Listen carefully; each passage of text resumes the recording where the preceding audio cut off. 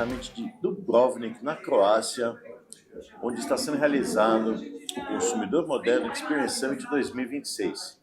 Eu tenho a honra, o privilégio, o prazer de falar com Michel Conforado e Marina Roale, que estão aqui conduzindo o workshop desse grande encontro de lideranças e talentos. E eu gostaria aqui de bater um papo com vocês sobre alguns aspectos desse conteúdo que a gente está falando, mas antes eu preciso saber o seguinte, você vai precisar contar de novo. Por que o ovo? Isso aí foi a grande Cristina Gu, que é a designer lá da Todavia. Ela um dia recebeu o título e ela falou, essa aqui é a capa. E aí ela genialmente me lembrou que rico como gosta de ovo quente, com a gema quentinha, você não consegue segurar ele para descascar, né? Então ele tem que botar no porta-ovo para poder consumir aquilo. E agora tá nessa loucura de todo mundo querer ser fitness, tem que comer proteína. Então os ovos invadiram a casa dos ricos, porque não pode ser rico e gordo, né? Exato. Não pode. Então rico é fit, malha, Ironman, aquelas coisas todas, triatlon, e aí proteína bomba. Então ovos. É tipo a Graciane, né? Pois é, você sabia que, por causa dos GLPs, né, hoje o grande momento de gratificação do rico, do pretensamente rico, do aspirante a rico, né, é comer carne. Voltou a moda da carne agora. Pois é, voltou a moda da carne. Quem diria, né, Marina? Os veganos estão embaixo agora, a carne agora voltou com tudo. E quanto mais fino o corte, melhor é o negócio. Então, por falar em corte, vamos falar de corte de geração? Que é uma coisa que a gente vai discutir aqui. Como você está enxergando esse movimento, né, de 4 gerações convivendo e a quinta chegando, que são os alfas? Né, chegando no mercado, vão conviver dentro das empresas, estão convivendo no mercado de consumo, os alfas já influenciam o consumo. Como que você está enxergando esses cortes geracionais todos? A gente tem que entender que esses cortes trazem, na verdade, lentes diferentes de pessoas com concepções diferentes do que é trabalho, do que é sucesso, do que é dar certo, convivendo no mesmo ambiente de trabalho. Então, a gente tem um desafio, mais do que cair naquele lugar do qual que é a melhor geração? Eles trabalham bem, eles trabalham mal, que a gente facilmente cai de julgar a geração e de pensar como é que a gente cria um vocabulário comum, ambientes e rituais comuns para a gente que fale a mesma língua e uma aprenda com o melhor da outra e não o contrário, né? Então, a bagagem de alguém que está muito tempo no mercado e a resiliência, como é que você troca com quem domina a tecnologia na nova geração? Então, o desafio é como que a gente aprende a trocar. Essa é a grande questão, trocar conflito por troca. E que geração vai ser adepta da coisa de rico?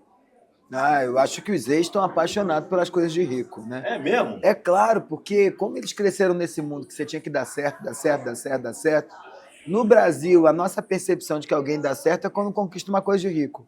Então, são pequenas coisas que eles vão colocando ali no portfólio deles de coisas de rico e vão batalhando por aquilo.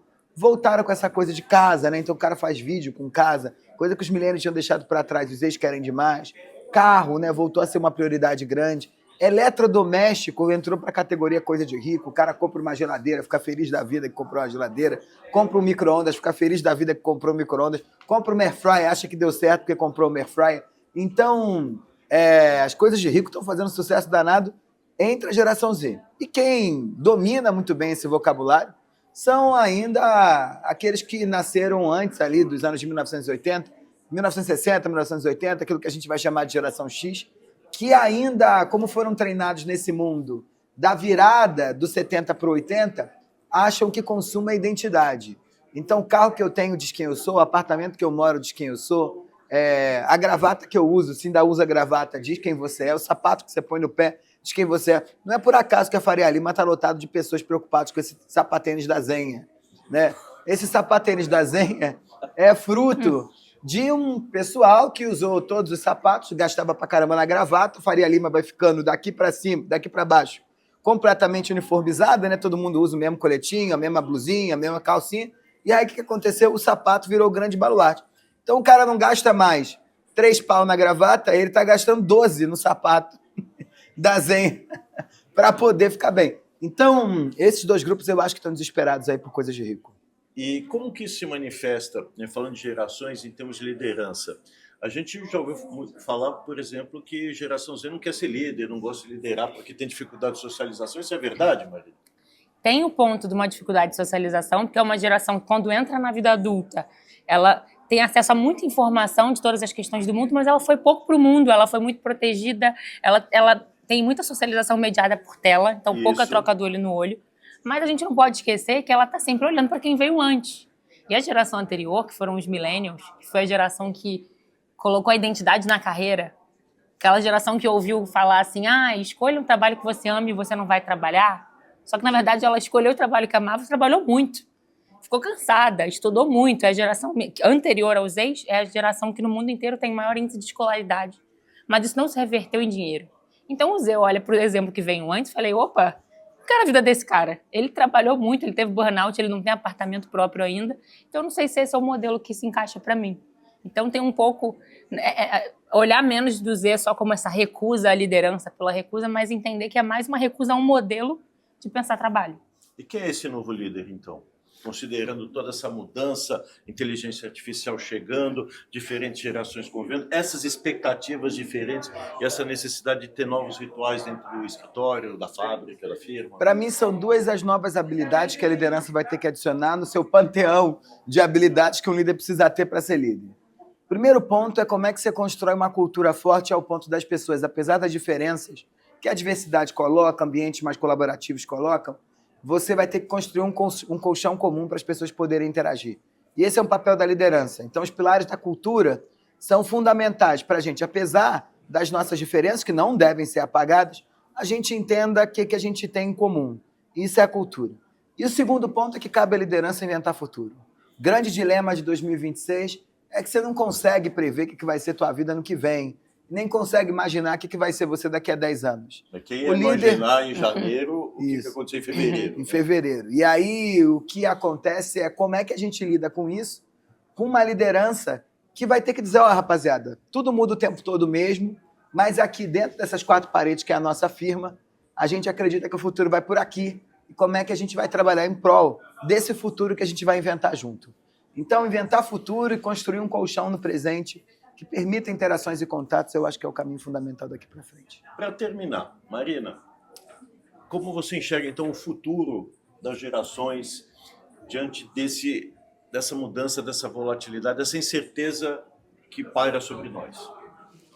Quando a gente olha agora para a Alpha, né, a gente tem o protótipo da primeira geração crescendo com inteligência artificial. Pois é. Então, a gente tem um acesso à informação muito grande. Então, o que... A tecnologia, para as gerações anteriores, a gente sempre associou ao deslumbramento, né? A uma coisa que estava conectado ao novo. Tecnologia já é default para essa geração, né? Não é a tecnologia que entrega a novidade. Né? E é uma primeira geração que está crescendo aí com um certo letramento emocional, que é muito indivíduo desde muito cedo. Né? Já muito dotados de vontade, onde a criança já tem seu quarto, já tem sua tela, já consome desde cedo. Então, são pessoas que têm muitas suas questões, sem privacidade, porque já são rastreados desde novos com todas essas tecnologias. Então, a gente tem um desafio aí de como é que, nesse futuro, como é que a gente vai ver, qual vai ser o tom que a tecnologia vai dar para essa geração de se reinventar no mundo do trabalho, onde as tecnologias estão mudando tudo, né? Então, eu acho que o desafio das futuras gerações é menos a tentar prever o que vai ser o trabalho e desenvolver os skills para a mudança. Tem que estar preparado para o mundo que muda. Esse é o desafio de quem está vindo aí. Para você, Michel. Eu acho que o desafio é como é que você dá conta de construir sentido num mundo onde o sentido não está mais dado do jeito que estava. Antes era fácil, né? Você nascia, a família imaginava para você que se você veio de um berço de classe média, você ia entrar na universidade, você tinha 3 carreiras para fazer. Ia fazer direito, engenharia ou medicina, né? E aí você seguia aquilo, sabia que depois casava, depois tinha filho, depois aposentava, depois ia cuidar do neto. A vida... eu chamo de modelo 30, né? Você estuda mais ou menos até os 30 anos, fica na mesma empresa até os 30 anos, constrói carreira, né? Compra uma casa própria, vive nela por 30 anos e tem um par que vai viver com você por 30 anos. Isso morreu. Isso morreu e aí o desafio, o que é? Tá no teu colo construir sentido para a vida, né? E inventar um projeto que te mantenha achando que vale a pena continuar aqui, né? Percorrendo ou buscando teus sonhos, percorrendo os caminhos que se colocam. Então, o jogo, para mim, é esse daqui para frente. Michel Coforado, Marina, obrigado por você estar aqui conosco, obrigado por compartilhar isso com a gente, obrigado pela generosidade e a gente espera contar com vocês em futuras intervenções. Pessoal, muito obrigado por acompanhar aqui o nosso Consumidor Moderno Experience Summit. Até a próxima.